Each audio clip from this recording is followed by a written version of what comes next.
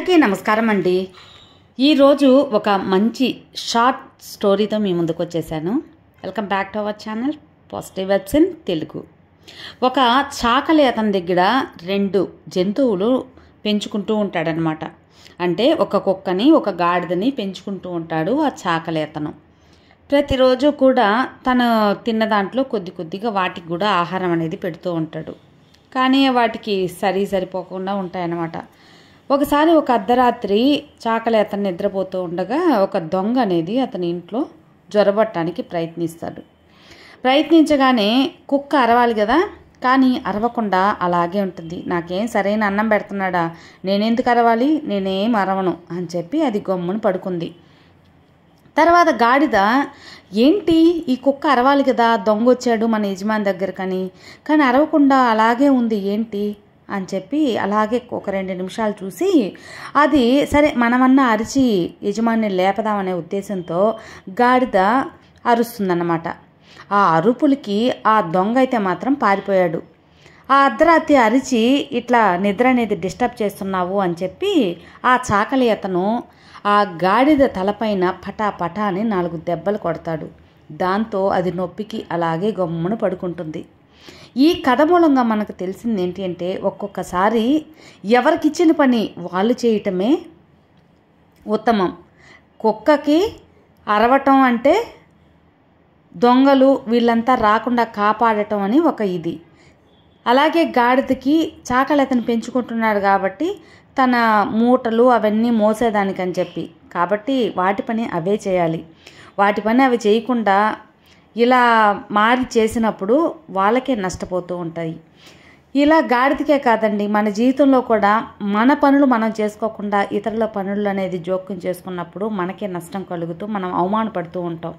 వాటి నుంచి మనం బయటపడాలంటే మన పని ఏందో మనం చూసుకొని వెళ్ళిపోతూ ఉండాలి. ఒక్కొక్కసారి, అన్నిసార్లు కాదు. అదేవిధంగా ఒక ముసలి అతను ఒక పొలం వైపు, అంటే పొలం చూడటానికి వెళ్తూ ఉంటాడనమాట. అంటే పొలాల వైపు వెళ్తూ ఉంటాడు. కొద్ది దూరం ఆ వయసు అయిన అతను నడిచేసరికి పాపం బాగా దాహం వేస్తుంది. అతనికి ఆ క్షణంలో ఏమనిపిస్తుంది అంటే, ఇప్పుడు నీళ్లు దొరికితే బాగుండు అనిపించి చుట్టూ చూస్తాడు. కానీ ఎక్కడా నీళ్లు లేవు. కానీ దూరంగా ఒక నీళ్ళు అనేది కనిపిస్తుంది అనమాట. ఒక నీళ్ళ గుంట అనేది కనిపిస్తుంది. అక్కడ ఒక యువకుడు అనేది వ్యవసాయం అనేది చేసుకుంటూ ఉంటాడు. అతని దగ్గరకు వెళ్ళి దాహం వేస్తుంది అనగానే తాగండి అయ్యా అని చెప్పి అతను నీరు అనేది తన బావిలో నుంచి అనేది నీళ్ళు ఇస్తాడు. ఆ ముసలతను, ఆ వయసైన ఆయన కూడా చక్కగా కడుపు నిండా నీళ్లు తాగి దాహం తీర్చుకొని, అయ్యా నువ్వు చాలా అదృష్టవంతుడివి బాబు అని చెప్పి చెప్తాడనమాట.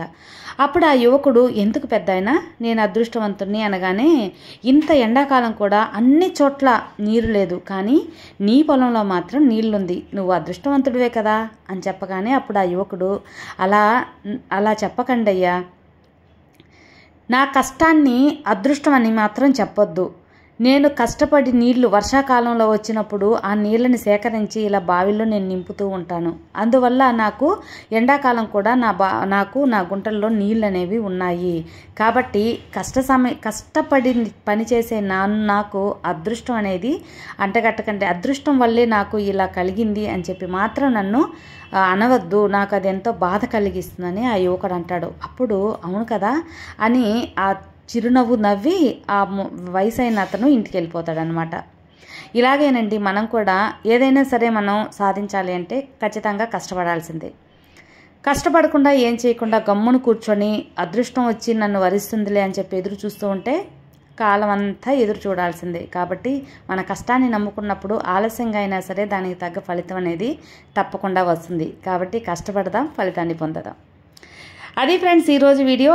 ఈ 2 స్టోరీస్ కూడా మీకు ఎంతగానో మోటివేషనల్గా నచ్చుతాయి అనుకుంటున్నాను. నచ్చితే లైక్ చేయండి, షేర్ చేయండి, సబ్స్క్రైబ్ చేసుకోండి.